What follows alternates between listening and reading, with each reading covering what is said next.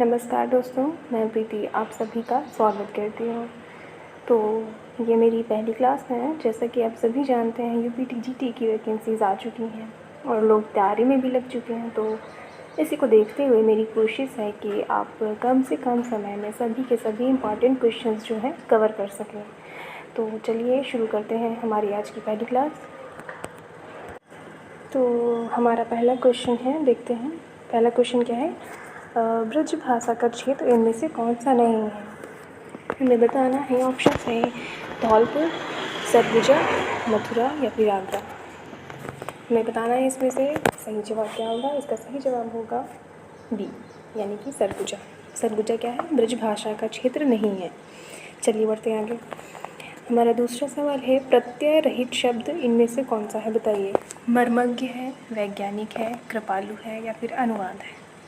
हमें ये बताना है कि प्रत्यय रहित शब्द इनमें से कौन सा है। इसका सही जवाब क्या हो जाएगा दोस्तों? मर्मज्ञ। चलिए आगे बढ़ते हैं। हमारा अगला सवाल है, दिनकर में कौन सा समास है? ऑप्शन हैं तत्पुरुष समास, द्विगु समास, द्वंद्व समास या फिर कर्मधारय समास। सही आंसर हो जाएगा ए, यानी कि तत्पुरुष समास। चलिए आगे बढ़ते हैं। अगला सवाल है, वक्रतुंड यानी कि गणेश में कौन सा समास है? बताइए। हमें बताना है। ऑप्शंस हैं द्वंद्व समास, द्विगु समास, बहुव्रीहि समास या फिर तत्पुरुष समास। बताइए क्या होगा इनमें से। इसका हो जाएगा सी। क्या हो जाएगा? सी। चलिए आगे बढ़ते हैं। बहुव्रीहि समास है इसमें।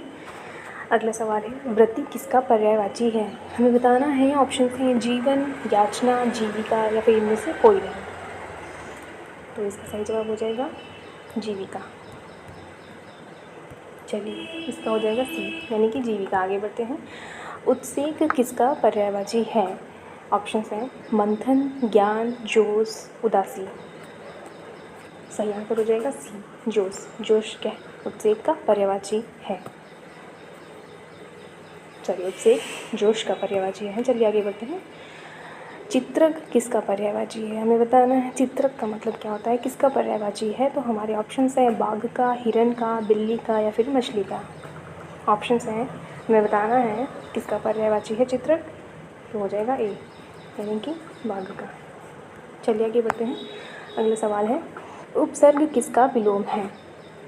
ऑप्शंस हैं सर्ग, संधि, समास या फिर प्रत्यय। बताइए दोस्तों क्या होगा इसमें। इसका हो जाएगा डी, यानी कि प्रत्यय। यानी कि उपसर्ग किसका विलोम है? प्रत्यय का विलोम है। आगे बढ़ते हैं। दोहा में कितने चरण होते हैं? आसान सा सवाल है, हम सभी को पता होता है। दोहा में कितने चरण होते हैं? 2, 4, 6, 8। तो क्या हो जाएगा इसका? बी, 4। चलिए आगे बढ़ते हैं। रौद्र रस का स्थायी भाव क्या है? ऑप्शन हैं भय, घृणा, क्रोध, शोक। बताइए जल्दी। क्या हो जाएगा? कमेंट भी करते रहिए दोस्तों, यानी कि हो जाएगा इसका 10 का सी। क्या हो जाएगा? क्रोध। यानी कि रौद्र रस का स्थायी भाव क्या हो जाएगा? क्रोध हो जाएगा। चलिए आगे बढ़ते हैं। हाँ, कमर कसना मुहावरे का सही अर्थ बताइए। कमर कसना मुहावरे का सही अर्थ क्या होगा? बताइए। ऑप्शन हैं सतर्क रहना, दंडित करना, दृढ़ निश्चय करना या फिर परिश्रम करना। क्या हो जाएगा? दृढ़ निश्चय करना, सी। कमर कस ली यानी कि दृढ़ निश्चय कर लिया। चलिए आगे बढ़ते हैं। तो दोस्तों अगला सवाल है, सही वर्तनी वाला शब्द छांटिए। इनमें से सही वर्तनी वाला शब्द कौन सा होगा? ऑप्शन हैं प्रत्योत्तर, प्रत्युत्तर, प्रत्युत्तर या फिर प्रत्योत्तर।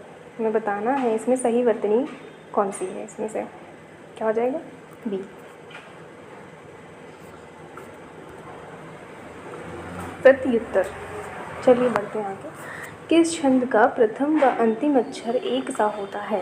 ऑप्शन हैं चौपाई, सोरठा, कुंडलियाँ, मालिनी। सही जवाब क्या होगा?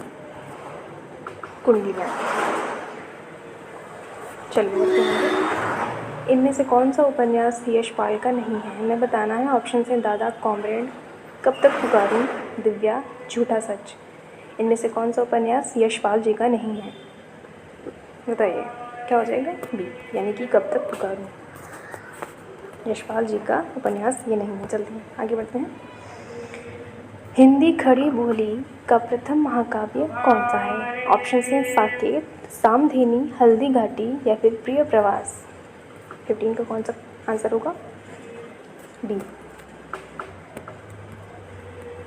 प्रिय प्रवास। चलिए बढ़ते हैं आगे। तार सप्तक का प्रकाशन किस वर्ष में हुआ था? 1930 ईस्वी, 1940 ईस्वी, 1935 ईस्वी या फिर 1943 ईस्वी। बताना है सही जवाब क्या होगा? बी, 1943 ईस्वी में। चलिए आगे बढ़ते हैं। भारतेंदु युग का एक अन्य नाम क्या है? प्रगति प्रयोग काल, बी जागरण सुधार काल, सी पुनर्जागरण काल या फिर डी नव सामंत काल। ऑप्शंस हैं हमारे सामने, हमें आंसर बताना है। 17 का हो जाएगा सी। ये रहा। चलिए आगे बढ़ते हैं। 18 है, निम्न में से कौन सी रचना व्याकरण ग्रंथ है? ऑप्शन है कीर्ति पताका, चर्यापद, उक्ति व्यक्ति प्रकरण या फिर वर्ण रत्नाकर। 18 का क्या हो जाएगा सही आंसर? सी, उक्ति व्यक्ति प्रकरण। चलिए आगे बढ़ते हैं। क्वेश्चन है, रामानुजाचार्य ने किस दर्शन का प्रतिपादन किया? ऑप्शन हैं अद्वैतवाद, शुद्धाद्वैतवाद, विशिष्टाद्वैतवाद या फिर द्वैतवाद। सही आंसर क्या हो जाएगा? सही आंसर हो जाएगा सी, विशिष्टाद्वैतवाद। आगे बढ़ते हैं। हमारा आज का आखिरी सवाल है, कलम का सिपाही का लेखक कौन है? ऑप्शन हैं मुंशी प्रेमचंद्र, अमृत राय, रामविलास शर्मा, शिवरानी देवी। तो सही जवाब हो जाएगा बी, अमृत राय।